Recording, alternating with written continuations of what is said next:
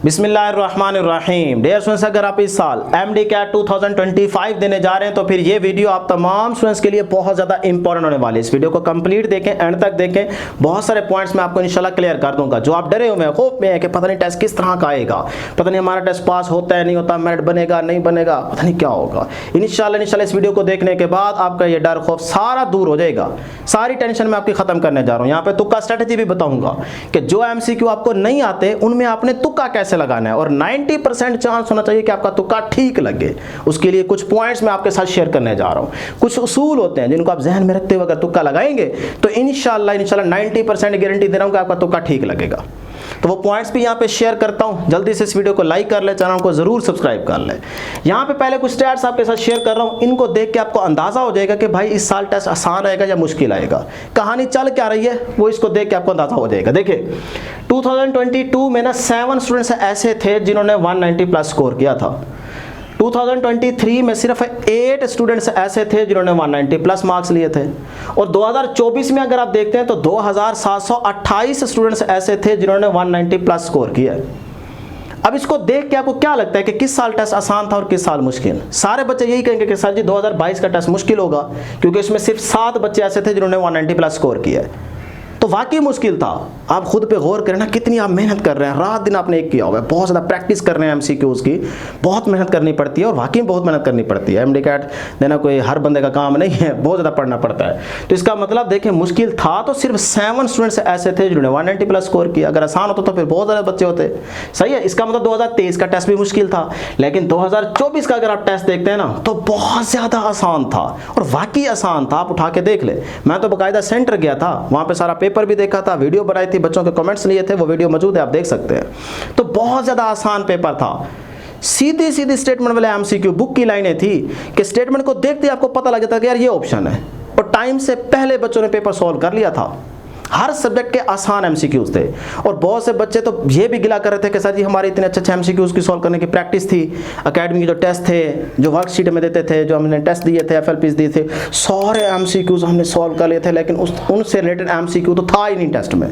ये किसने आपको कहा है कि जो एमसीक्यूज़ की आप प्रैक्टिस कर रहे हैं? कुछ टीचर्स को तो मैं जानता हूँ, वो कहते हैं यार ये एमसीक्यूज़ कर लो जो हम दे रहे हैं, यही आपके पेपर में आएंगे। वो नहीं आते, उनसे रिलेटेड आ सकते हैं, कॉन्सेप्ट वही यूज़ होगा, लेकिन वो कभी भी ये नहीं हो सकता कि जो आपको एमसीक्यूज़ दिए जा रहे हैं वही एमसीक्यूज़ आपके टेस्ट में आएंगे। ये कभी भी नहीं होगा। जो कह रहा है वो गलत कह रहा है। मैं जानता हूँ कुछ टीचर्स को वो ऐसा कहते हैं। तो आपने इन चक्करों में नहीं आना, अपना फोकस नहीं हटाना। जो आपको सिलेबस बता दिया गया बस उतना ही करें, और उसी से रिलेटेड जो सारे एमसीक्यूज़ हैं वो करें। आसान भी करें, मुश्किल भी करें। प्रैक्टिस आपने बहुत ज़्यादा करनी है। जिस स्टूडेंट की प्रैक्टिस सबसे ज़्यादा होगी ना, देख लीजिएगा उसी के सबसे ज़्यादा मार्क्स आएंगे। वही टेस्ट को आराम से अटेम्प्ट कर पाएगा। टेंशन बिल्कुल भी नहीं लेनी। अगर आप प्रेशर लेंगे, वहाँ पे बैठे हुए प्रेशर आ जाता है ना। घर में बैठ के एमसीक्यू सॉल्व करना और वहाँ सेंटर में बैठ के जब एमसीक्यू सॉल्व करते हैं तो ज़मीन आसमान का फ़र्क है, बहुत ज़्यादा फ़र्क है। वहाँ लग पता जाता है कि पसीना कहाँ कहाँ से निकल रहा है, ठीक है ना। तो इसीलिए आपने आसान एमसीक्यूज़ की भी प्रैक्टिस करनी है। वहाँ आसान आ जाते हैं, प्रैक्टिस इतने टफ एमसीक्यूज़ को सॉल्व करने की होती है, डिफ़िकल्ट एमसीक्यूज़ को सॉल्व करने की प्रैक्टिस होती है, वहाँ आप आसान एमसीक्यू भी गलत कर बैठते हैं। तो बहरहाल इस पर एक अलग वीडियो में हम बहस करेंगे, बात करेंगे। अभी फिलहाल देखें कि 2024 में इतने ज़्यादा स्टूडेंट्स थे जिन्होंने 190 प्लस स्कोर किया है, और 195 प्लस मार्क्स लेने वाले स्टूडेंट्स की तादाद देखें 263 थी 2024 में। तो बहुत ज़्यादा आसान टेस्ट था, और इंशाल्लाह 2025 का टेस्ट भी बहुत ही आसान होगा। आसान नहीं होगा तो बहरहाल बैलेंस कंडीशन पे लाई कर रहा होगा, एवरेज टेस्ट होगा, मुश्किल नहीं आएगा, पहले से बता रहा हूँ। तो इसीलिए बिल्कुल टेंशन ना लें, हिम्मत ना हारें। जिस तरह से तैयारी कर रहे हैं तैयारी करते रहें। इंशाल्लाह आपका टेस्ट बहुत अच्छा होगा, और इंशाल्लाह इस साल आप डॉक्टर ज़रूर बनेंगे। इंशाल्लाह ज़रूर कमेंट में टाइप कर दीजिएगा, जो कमेंट सेक्शन में लिखेगा इंशाल्लाह टेस्ट भी फिर उसी का अच्छा होगा। ठीक है, ये चीज़ें आपने देख लेनी है, इससे ज़रा आपको अंदाज़ा हो जाएगा। अब आपने 170 प्लस मार्क्स लेने हैं, ये टारगेट सेट कर लें, सोच लें, तहैया कर लें कि यार इस साल ना, क्योंकि 180 मार्क्स है ना टोटल, तो आपने 170 प्लस मार्क्स लेने ही लेने हैं। ये जहन बना लें पहले तो कि यार मैंने 170 में जाना है बस। अगर जहन में रखेंगे तो इंशाल्लाह 165 प्लस आपके ज़रूर आ जाएंगे। टारगेट यही होना चाहिए कि 170 प्लस में इंशाल्लाह हम रहेंगे। ठीक है जी, इंशाल्लाह आएंगे ना, इंशाल्लाह ज़रूर आएंगे, मेहनत करते रहें। चलें जी, अब डेट्स में यहाँ पे ना क्योंकि इस वीडियो में मैंने बेसिकली आपको तुक्का स्ट्रेटेजी बतानी है, तो उसी पॉइंट्स की तरफ चलते हैं। 15% जो एमसीक्यूज होंगे ना वो बहुत ही आसान होंगे, इजी एमसीक्यूज होंगे। 70% जो एमसीक्यूज होंगे वो मॉडरेट होंगे, एवरेज एमसीक्यूज होंगे, ना मुश्किल ना आसान। और 15% जो एमसीक्यूज होंगे ये थोड़े डिफिकल्ट होंगे, ये एप्लीकेशन बेस्ड होंगे, थोड़े से आपको सोचने पर मजबूर करेंगे, और होने भी चाहिए ताकि पता चले यार कोर कितनी तैयारी करके है। 2024 में तो आप बैलेंस ही नहीं कर पाए ना, पता फर्क ही नहीं कर पाए कि कौन से बच्चे ने, किस बच्चे ने कितनी ज़्यादा मेहनत की हुई थी, पता ही नहीं कर लगा, क्योंकि इतना आसान था कि हर एक बच्चा जो है ना सारा पेपर ठीक करके आया है। तो इसीलिए फ़र्क महसूस होना चाहिए, जब बच्चे टेस्ट दे के हैं तो पता लगना चाहिए कि यार इस बच्चे ने ज़्यादा मेहनत की हुई थी, इसने कम मेहनत की हुई थी, इसलिए इसके कम मार्क्स आए, इसके ज़्यादा मार्क्स हैं क्योंकि इसने मेहनत ज़्यादा की थी। ये फ़र्क होना चाहिए, टेस्ट को इस तरह से बनाना चाहिए।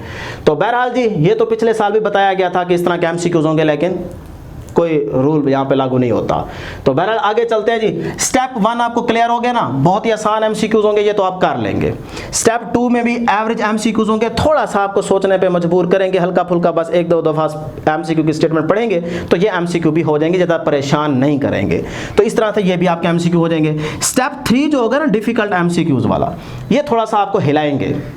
5-4 एमसीक्यू फिजिक्स में होंगे, 4-5 बायो में होंगे, 2-3 इंग्लिश में होंगे, 5-7 केमिस्ट्री में होंगे। ये थोड़ा सा आपको हिलाएंगे कि भाई आप बाकी पढ़ के आए कि नहीं पढ़ के आए। तो उन एमसीक्यूज में से लेट कर लेते हैं, अगर आपको कुछ एमसीक्यूज नहीं आते तो अब आपने तुक्का कैसे लगाना है, ठीक है, या इनमें से अगर कुछ नहीं आते तो बहरहाल मेरी बातें समझ आ रही ना बेटे। तो जो एमसीक्यूज आपको नहीं आते उनमें आपने तुक्का कैसे लगाना है, उसके लिए कुछ पॉइंट्स आपने जहन में रख के फिर तुक्का लगाना है। देखिए उसमें नंबर 1 ये चीज़ ज़रा क्लियर कर लीजिएगा। लेट कर लाऊं सिर्फ पॉइंट्स ही समझाने के लिए, सिर्फ ऑप्शन बना के ना आपको समझा देता हूँ। देखो लेट करो एक एमसीक्यू है जिसकी स्टेटमेंट आपने 1 दफ़ा 2 दफ़ा पढ़ी, समझ नहीं आ रही कौन सी ऑप्शन है, कौन सा आंसर है, और ऑप्शन में ना आपको ये ऑप्शन नजर आ जाती है, अल्फा बीटा चार्ली डेल्टा, सही है। अब एक चीज आपने गौर करनी है कि भाई ये वैल्यू सबसे छोटी, ये वैल्यू सबसे बड़ी। तो जब एक वैल्यू छोटी आ जाए और एक वैल्यू बहुत बड़ी आ जाए तो याद रखिएगा वो ऑप्शन कभी भी नहीं हो सकती। जब इतना ज़्यादा डिफरेंस आ जाए ना कि बहुत छोटी वैल्यू और बहुत बड़ी वैल्यू, तो वो ऑप्शन कभी भी नहीं हो सकती, ना छोटी ना बड़ी। तो इसका मतलब ये 2 ऑप्शन तो हो ही नहीं सकती। लो जी अब पीछे बच गई 2, कितना काम आसान हो गया। अब आपका तुक्का लग सकता है, ठीक, ज़्यादा चांस बढ़ गया ना, प्रोबेबिलिटी बढ़ गई है। तो 22 होगा या 32 होगा। अब इसमें आपका अपना नसीब है कि आपका हाथ इधर जाता है या इधर जाता है। लेकिन ये है कि देखो काफ़ी हद तक चांस तो बढ़ गया ना, इससे तो आपको पता चल गया कि यार ये भी नहीं हो सकती, वो भी नहीं हो सकती। ये ध्यान में रखिएगा, छोटी वैल्यू और बड़ी वैल्यू का डिफरेंस ज़्यादा आ जाए तो वो दोनों ऑप्शन नहीं हो सकती। तो इन दोनों में से आपकी मर्जी, आप जो मर्जी लगा दें, वो आपका अपना नसीब है। लेकिन देखें तुक्का लगाने का चांस बढ़ गया है। तो ये एक पहला पॉइंट था। दूसरा पॉइंट जरा क्लियर करें। सपोज करें कोई ऐसा एमसीक्यू की स्टेटमेंट है जिसकी ऑप्शन ये है 0, कांस्टेंट, मैक्सिमम, मिनिमम। इस तरह के एमसीक्यूज देखते हैं ना आप लोग, ठीक है, बोर्ड के पेपर में भी देखते हैं और एमडी कैट में भी देखते हैं, सही है। कोई बच्चा ये ना कह देना कि सर जी इस तरह के एमसीक्यू तो होते नहीं है, मैं दिखाऊं 2024 के टेस्ट में मैं दिखाता हूं, सही है। तो इस तरह का अगर कोई एमसीक्यू आ जाता है, हम तो सिर्फ लेट करके ना आपको पॉइंट समझा रहे हैं बेटे, उसूल समझा रहे हैं। तो अब आपने क्या करना है, आप प्रीवियस पेपर्स उठा के देख लें। डिफरेंट, अगर जॉब के लिए भी आप अप्लाई करेंगे ना, कोई टेस्ट देने जा रहे होंगे, तब भी आप यही पॉइंट्स अपने जहन में रखिएगा, ठीक है। तो हमने काफ़ी सारे टेस्ट देखे हैं जिनके अंदर जब इस तरह के एमसीक्यू आते हैं ना, तो यही उसूल लग रहे होते हैं जो हम आपको बता रहे हैं। तो इसमें 150 से ज़्यादा चांस होता है 0 वाली ऑप्शन के, 0 वाली ऑप्शन ठीक होती है।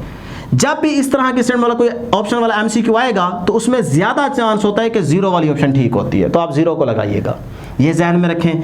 तीसरा उसूल याद रखें, लेंथी स्टेटमेंट, यानी कि कोई ऐसा एमसीक्यू था जिसकी 4 ऑप्शंस थी और उन 4 ऑप्शंस में से आपने गौर करना है कि किस ऑप्शन के अंदर स्टेटमेंट लेंथी है और वर्ड्स बिल्कुल क्लियर किए हुए हैं, बात पूरी की गई है, वो आपने ऑप्शन सेलेक्ट करनी है। तो जिसकी स्टेटमेंट लेंथी होगी जिस ऑप्शन की, और जिसमें बात पूरी की होगी, क्लियर की गई होगी, समझाई गई होगी, वो स्टेटमेंट लगा दीजिएगा, इंशाल्लाह वही आपकी ऑप्शन ठीक होगी। उसके बाद चौथा उसूल, सेम वैल्यूज। कभी देखते हैं ना कोई ऐसी एमसीक्यू की स्टेटमेंट जिसके मुताबिक 4 ऑप्शन जो गिवन होती है उनमें सेम वैल्यूज वाली ऑप्शंस होती हैं। जैसे सपोज कर लो कोई वर्क से रिलेटेड एमसीक्यू आ गया जिसकी ऑप्शन अल्फा थी 100 जॉल, बीटा थी -100 जॉल और 5 जॉल और नन ऑफ दीज। तो इस तरह की जब भी ऑप्शन आपको दिखे ना, तो याद रखिएगा ये वाली तो आप उड़ा दें, कैंसिल कर दें, ये तो नहीं हो सकती। जो सेम वैल्यूज होंगी ना, इसमें देखें प्लस आ रहा है, इसमें माइनस आ रहा है, तो जो सेम वैल्यूज होंगी उनमें से कोई ऑप्शन ठीक होगी। अब ये आपका अपना नसीब कि आप 100 जॉल लगाते हैं या -100 जॉल लगाते हैं, क्लियर। और कोशिश कीजिएगा कि माइनस की तरफ जाए, ठीक। तो बहरहाल ये आपको इशारा दे रहा हूँ, ज़रूरी नहीं है कि वो MCQ वर्क का ही होगा और आप नेगेटिव की तरफ चले जाएंगे।